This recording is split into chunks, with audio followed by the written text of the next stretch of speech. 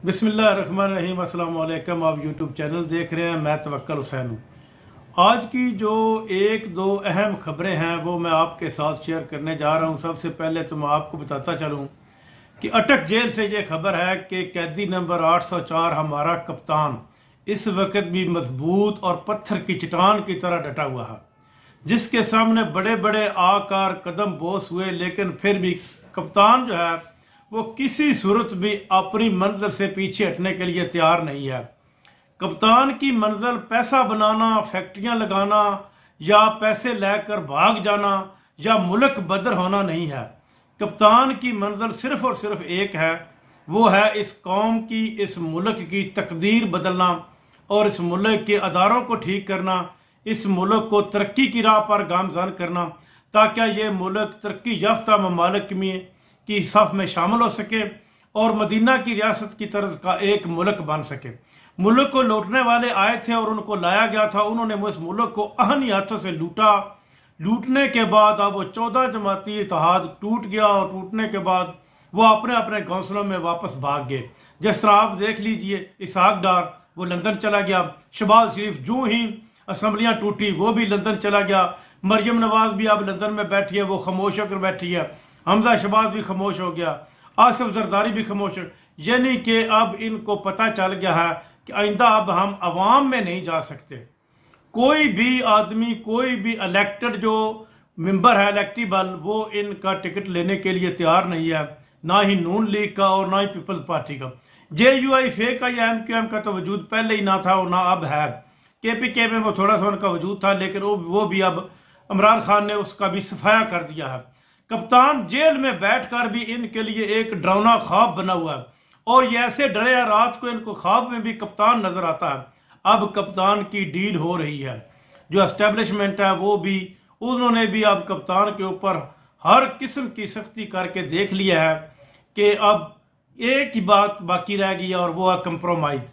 और उम्मीद की जा सकती है कि इन 2-3 दिनों के अंदर अंदर कंप्रोमाइज जो है वो कप्तान के साथ हो जाएगा। कुछ लो और कुछ दो की पोजीशन के ऊपर ये कंप्रोमाइज होगा, क्योंकि कप्तान को भी कुछ थोड़ा सा झुकना पड़ेगा और एस्टेब्लिशमेंट को भी 2 कदम आगे बढ़ना पड़ेगा, जिसकी बुनियाद पर ये कंप्रोमाइज होगा, सेटअप चलेगा और नया सेटअप जो है वो नवंबर में बनता हुआ नजर आएगा।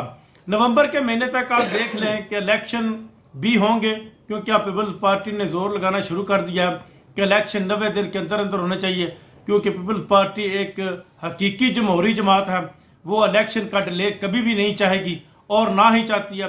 जबकि नून लीग तो पहले दिन से ही एक एस्टेब्लिशमेंट की पैदावार, ना ही कोई सियासी जमात है, वो इधर से कुछ पकड़ा, कोई इधर से पकड़े, पकड़ कर उसको बनाया गया था। और जो ही जब एस्टेब्लिशमेंट का हाथ इनके ऊपर होता है तो वो वज़ीर आज़म बन जाते हैं, और जब एस्टेब्लिशमेंट हाथ उठाती है तो वो भाग जाते हैं। अब पीपल्स पार्टी अगर जोर लगाती है और 90 दिन के अंदर इलेक्शन होते हैं तो ये 14 की 14 15 जमातें मिलकर भी इस्तेकाम पाकिस्तान समेत और परवेज खटक की जमात मिलकर अगर एक इलेक्शन, एक निशान के ऊपर भी इलेक्शन लड़ती हैं तो फिर भी ये कप्तान का मुकाबला नहीं कर सकती। कप्तान अब सुरखरू हो गया है और इंशाल्लाह बहुत जल्द वो अवाम में होगा, क्योंकि उसके साथ खुदा की मदद है। जिस आदमी के साथ खुदा की मदद हो उसको ना तो तोड़ा जा सकता है और ना ही उसको दबाया जा सकता है।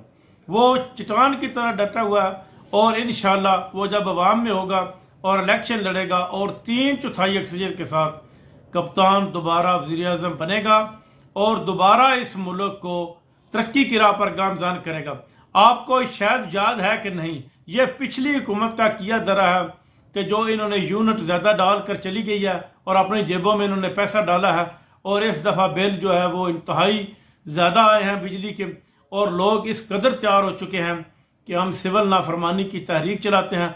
अगर किसी मुल्क में अब जो पोजीशन पाकिस्तान की है वो मुआशी लिहाज से पहले ही बहुत कमजोर है, अगर इस मुल्क में सिविल नाफरमानी की तहरीक चलती है तो इसका कोई पुरसाने हाल नहीं होगा। IMF भी इससे मुंह मोड़ लेगी।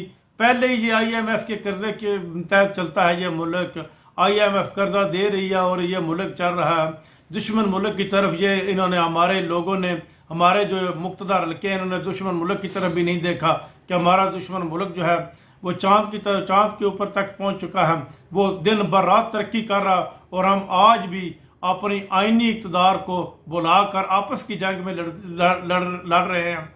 आप सोच लीजिए कि जिस मुल्क में अभी तक 76 सालों में आईनी बहरान ही नहीं हल हो सका, अभी तक हमारे मुल्क में आईनी बहरान ही नहीं खत्म हुआ। सदर का कहा जो है वो इलेक्शन कमीशन नहीं मान रहा, अदालतों के अहकाम हुकूमत नहीं मान रही, एक आदमी के ऊपर सिर्फ फोकस किया जा रहा कि उसको और उसकी पार्टी को खत्म किया जाए। क्या उसने पार्टी को चोरी करके बनाई थी?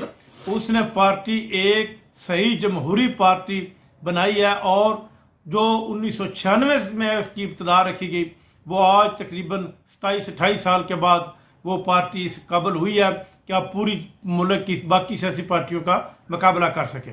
लेकिन अब उसको दबाना मुश्किल ही नहीं बल्कि नामुमकिन है, और कप्तान को वज़ीर-ए-आज़म के ओहदे से दूर रखना भी नामुमकिन है। अब तक के लिए इतना ही। अपना ख्याल रखिएगा। पाकिस्तान जिंदाबाद।